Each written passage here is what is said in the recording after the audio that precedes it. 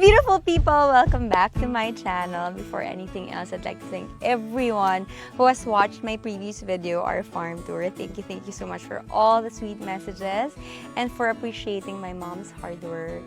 Thank you rin sa lahat na nag-subscribe, and if it's your first time to be on this channel, please watch my previous videos, and while you're at it, please subscribe.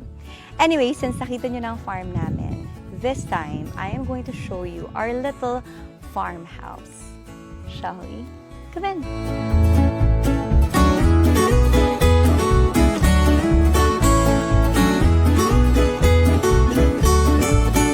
So before you can enter our house, you will see this beautiful patio. This is where we spend most of our time. Yun talagang bahay, we designed it so that we can spend a lot of time outside because we want to eat al fresco. And gusto rin namin na ma-appreciate yung view ng mountains because from here, I think it has the best view of the mountains. And so, pina-extend ko talaga tong area na to. Just to give you an idea, this house used to be a garage. And then we decided to renovate it and turn it into a real house. By the way, this was designed by Jaisal de los Reyes God, who also designed my house. Talaga nagpahanap ako sa kanya ng poso kasi gusto ko ng parang vintage feel here na parang I don't want it to look like a new construction. I want it to feel like it's been here forever. And eto kasi, meron kaming poso dati sa labas ng bahay namin sa Taguig. So parang meron din siyang nostalgic feel na nabibigay sa amin. It reminds us of our humble beginnings and our roots. Before I show you the kitchen, I'm going to show you our little breakfast nook here. This is where we usually have our breakfast kung kami dalawa lang ni Mama or with my stepdad. And then we would talk in the morning before I go for a run. Actually, these birds came from my house pa.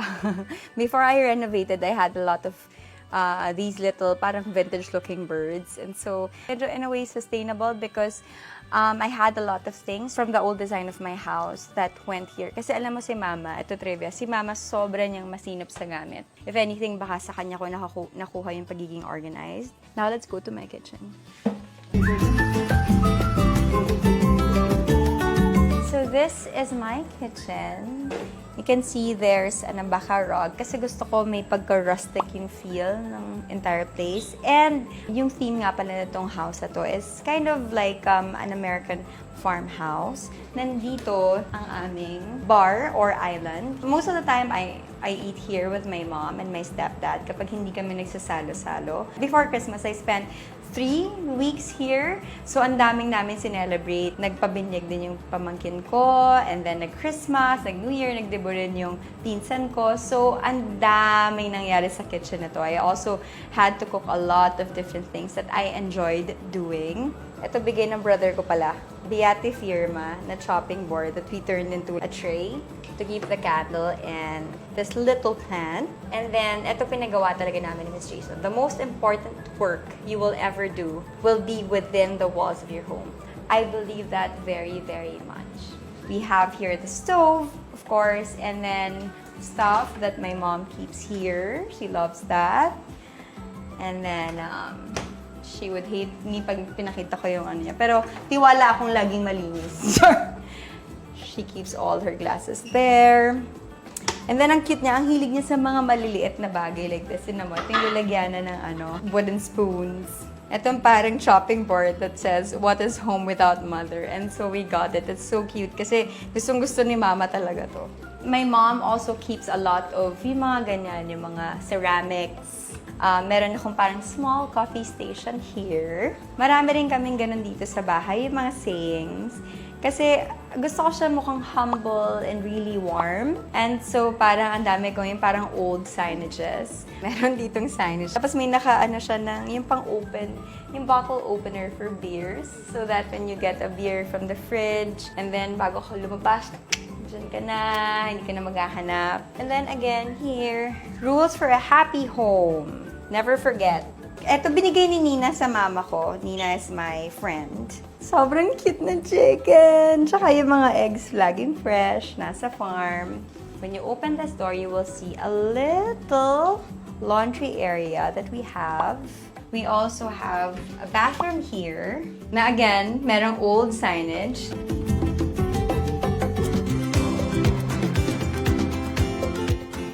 now, this is our dirty kitchen. This is where the magic happens. Dito, nakakapagluto kami ng sabay-sabay. And then, most of the time, it can be really, really crazy over here. Dito kami naglilinis ng isda. Talagang yung parang yung going to war. Hindi ganito yung itsura ko noon ng Pasko. Sobra kong ngarag. We also have our parang alfresco dining, aka pansitan. Yun ang tawag ni Mama dito. Yun ang tawag namin dito. Dahil dito kami nagchichismisan. Ito yung isa sa mga unang ginawa ni Mama na project. So, it didn't look like this yet. But parang ang sarap balik-balikan. Kasi that's what's nice about having a farm. Kasi you continuously develop the property. And parang when you look back to the times when you were just starting, parang ang sarap niyang balikan. As if parang you've achieved something. Di ba sabi nga nila, little victories. It means that you're really going forward, moving forward.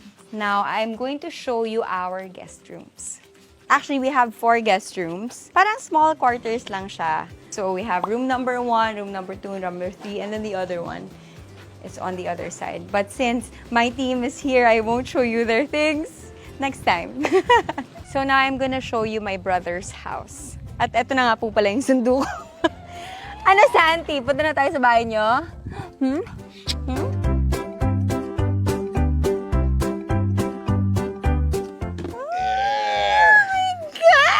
Natanggal ka din sa akin! So, dito naman tayo sa house ng brother ko. Hello, this is Talia and James, my brother and my sister. And of course, this is Santi, their baby. My baby. Dito tayo sa sala nila. So, dining and sala. Kitchen outside. Oo, meron din silang kitchen sa likod. Yung room namin. And then, nandyan din yung Yung wag bed na ni nakakaya Santi, naman. Sorry, medyo magulo. Kasi syempre may we have a baby. Then the other room is Santi's playroom. Family is forever. Thank you for being here, for coming to my house. Thank you for visiting Thank us. you. And then, beside my brother's house, dito naman tinayo ni Mama yung parang parking area. Kasi syempre, pag sa farm talagang mainit. And sayang naman yung mga kotse kung hindi malalagyan ng bubong para dun sa paint and everything. So, this is where we park our cars. This is our main house. It's really very little. You know, it's a humble home. Sinabi ko nga kanina. Because we want to really just spend a lot of time outside and bond. When you enter the house, the first thing that you will see is a foyer. So this is a Persian rug na handmade that we bought. Kami dalawa ni Miss Jaisal wanted to have like something that is handmade and something that gives the look a vintage feel. And this is a custom-made table made of mahogany. So we had it bleached to make it look like this, na parang it's like undone. And also we have an abaca basket here with a plant.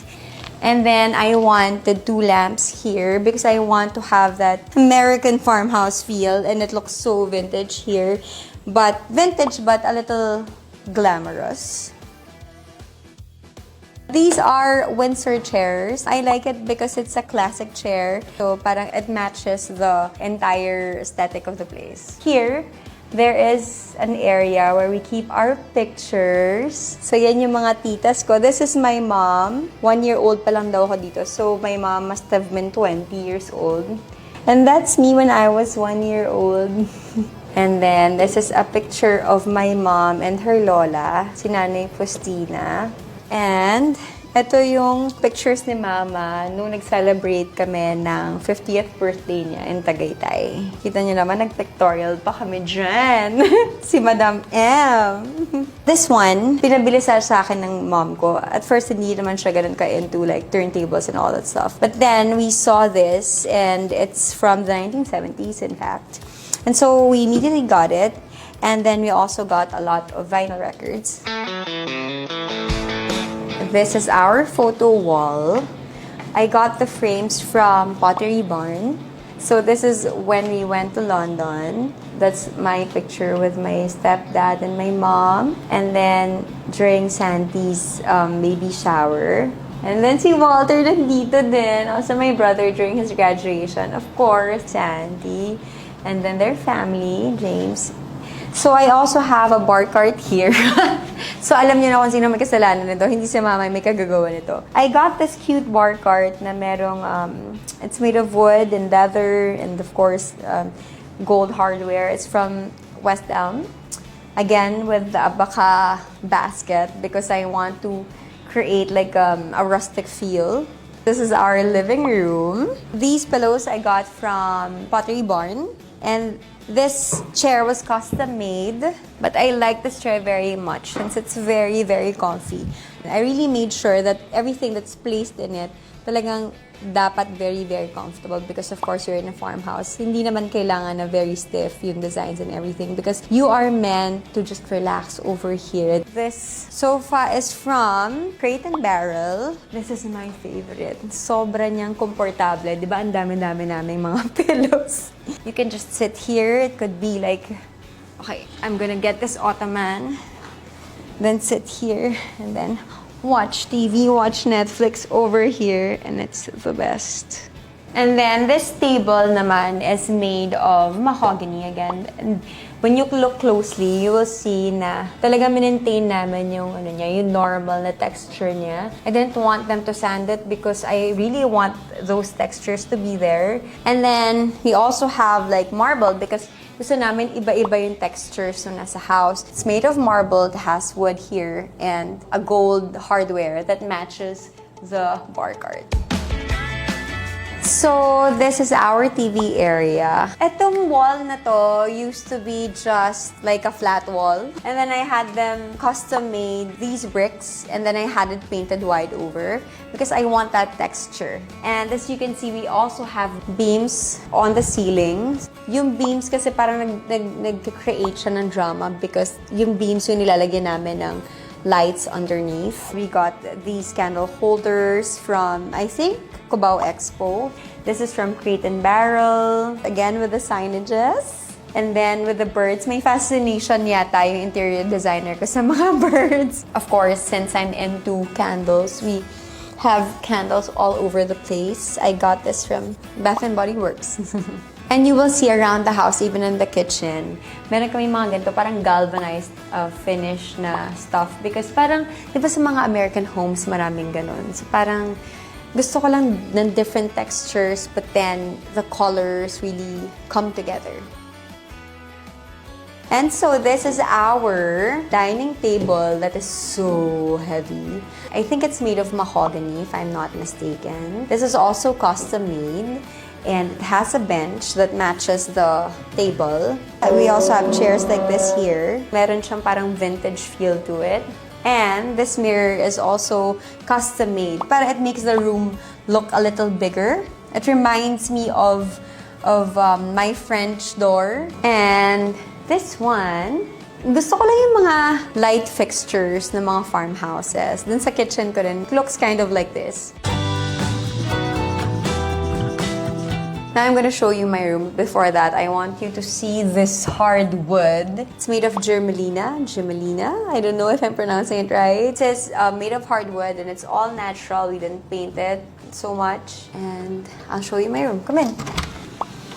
Ta-da! This is my little room here at the farm. As you can see, it's small, but it's very bright. And again, with the sayings, be still, my soul. Because truly, itong farm na to, it really serves as my sanctuary whenever I'm feeling down. I just come here to feel rejuvenated and realize that I am very lucky to have a family like my family. To have a property like this, I mean, you know, we've worked so hard through the years to achieve this. And it's good to always be reminded of the things that you have, especially when you cannot have the things that you want. This bed is made of rattan. This is custom made, and down here there is a buri rug. And over here is a mirror that I had custom made. This is made of Solia. Ewan ko, parang gusto ko yung parang ganyang mga products sa mga textures. And over here there is scones. Ito yung natitirang bukas sa gabi before I sleep. So it gives it that cozy feeling. So this is my television over here. And love. If you want to welcome it. And ito, this was given to me by Bulldog Group. Shout out. Thank you. It's a painting of me and Walter. And makikita nyo naman, when I wake up in the morning, ito yung view na nakikita ko, are mango trees. And when it's not cloudy, I could see the mountains from here. I consider myself very lucky to wake up to this kind of view. And then I'm going to show you my bathroom. So when you enter, you will see this round mirror that I had custom made also, and sconce. And also this sink.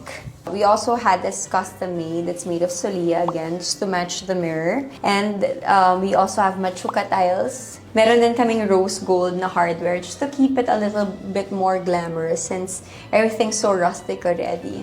Over here, I have a painting by Arturo he gave me. Actually, it's a line drawing. My shower head is also made of rose gold hardware. And now, I'm gonna show you my mom's room.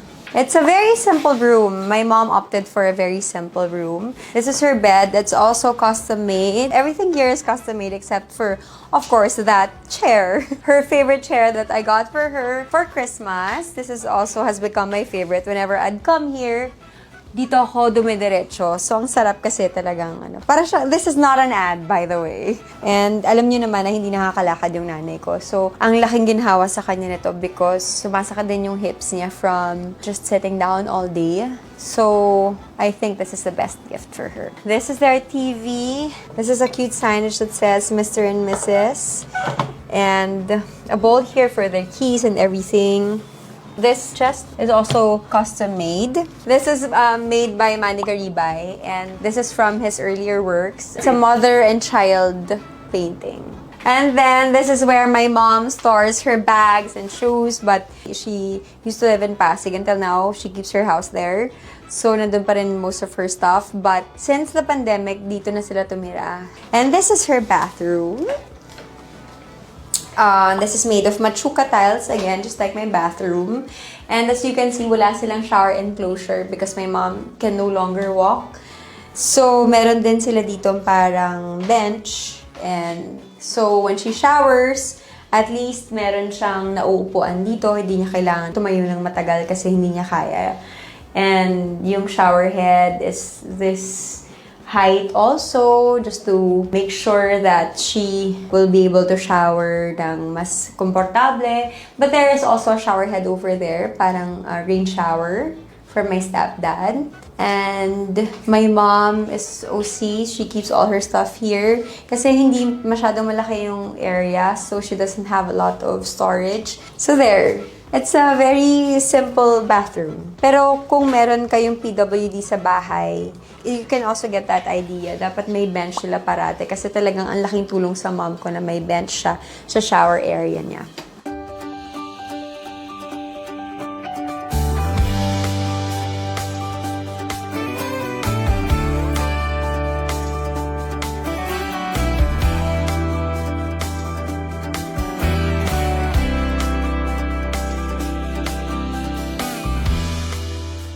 So there you have it. Thank you for being with us dito sa tour natin. But before I end this video, of course, I want to interview the owners of the house. My mom and my stepdad, si Mary Ann at si Ronald.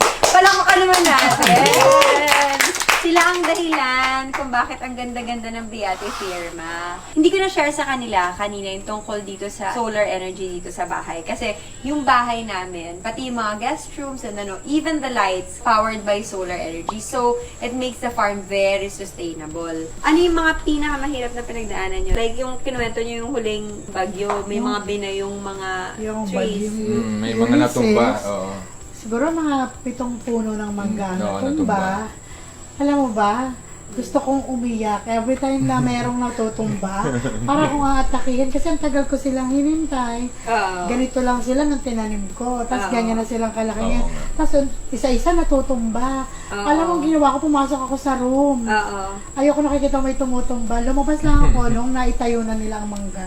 Pero ano yung pinaka-challenging sa buhay farm na? Para sa akin, nung una, ang hirap kasi Manila girl ako eh. Oo. Tinapon mo ako dito. Grabe yung tinapon! So, bigla ako nagkaroon ng malaking responsibilidad para ayusin to. Nagalak naman ako kasi tignan mo ngayon, ang ganda Ang na. ganda-ganda natutuwa talaga tayo. nung farm. Pero Super. hindi ganun kadali. Kailangan Yes. matyaga ka, masikap ka. Ako kasi sinuwerte dahil nagkaroon ako ng doy, tsaka may malasakit kasi siya. Oo. Kaya hindi namin to magagawa kung Kung wala, wala siya. So, ang swerte din namin kasi yung mga pinagkakatiwalaan naming tao dito, talagang maaasahan. Na-amaze sila man na parang ni-ruler daw yung distance sa mga trees. Oo. Ang tama talagang pagtatanim is 25 5 meters meters apart. apart. Ngayon, pagka ginawa ko naman yun, kukunti lang matatanim ko. Ginawa ko Kaya 15. 15. Kasi pag magkakadikit sila, ang tendency, hahabulin nila ang araw, tataas sila, tataas. So, kailangan Malalawak yung pagitan Pagitan, para para pabukas palapad siya. Kasi ang ganda ng pagkakagawa, para siyang nag-farm bill. At saka dahil dyan, kasi mahilig ako sa magagandang bagay eh, kaya Oo. nagagawa kita. Diba? So, etong house mo, happy ka naman. Would you say dito ka na magre-retire? Ito talaga ang retirement place ko. Happy ako at thankful ako sa iyo. Without BEA ALONZO, wala ako na ito. Diba? For the future, ano ba yung gusto mo pang ma-achieve dito sa farm? Kasi sabi ko sa kanila, sa farming man, di ba? Ang maganda sa kanya, the work never stops. Every morning, pag nagko-coffee kami, pag nakaupo kami rito, bigla na lang naman maiisip na, ay, parang magandang maggawa tayo ng ganun. Or parang magandang Oo. bumili tayo ng kabayo para meron tayong bagong alagaan. Ay, ang masarap dito. Pag nakaupo ka, marami kang maiisip na pwedeng gawin, di ba? Pa isa-isa. Oo, tapos nakikita mo na lumalaki, na Saka katulad ngayon, di ba? Namitas ka ng mga bunga ng mga prutas ko. super yun talaga yung Diba? rewarding. Yun na yung masarap eh. Mm-mm. Pero ano pa yung mga future projects? Like, siguro in the future, gusto mo bang gawing business yung mga mangga mo na turn it into dried mangoes? Gagawin mo ba talagang business yun? Like, would you sell sa supermarkets? Ganyan. Siguro, eventually, pagka maedad na kayo, pamilyado na kayo, Oo. baka para lang sa inyo yun, kayo na yung gagawa para sa akin. Oo. Kasi PWD na eh. Kaya not binasonary. Maybe it's not for everybody kasi nga it takes a lot of hard work. Pero siguro if you are into it, maybe invest in lands, invest in getting an education about it. Baka dapat tumingin-tingin na rin kayo. And I know it won't be easy. Certainly sila mama, oh my God, 9 years yung binuno nila dito. Tsaka talaga ang dami niyang iniyak. Kinuwento niya nga, dati na natayin din siya ng baka, Yes. ng horse. But just like life, you have to move forward and, learn from the things na ibabato sa'yo at nangyayari sa'yo. And so, eto, ang ending, ang ganda-ganda ng farm namin, it's because of them and the learnings that they had through the years and with the help of Doy and all the staff and everyone here. So there. Thank you for giving us a tour. Thank you dahil ang ganda-ganda ng ginawa mo dito sa farm and I'm very, very proud of you and you for your hard work dahil parang ang sarap lang na may ganito na pupuntahan. Napasaya ba kita, BEA ALONZO? Sobrang kong saya. And sana nag-enjoy din kayo sa panonood ng itong episode na to and sana we were able to inspire you and if you are looking to create a farm of your own, kahit na maliit o malaki. Maybe we can also help you. Just comment down below. Maybe we can answer your questions. And I hope you got inspired and you enjoyed watching us and my family. And thank you for watching this video. Thank you for subscribing. Thank you for everything. And I hope you share this video like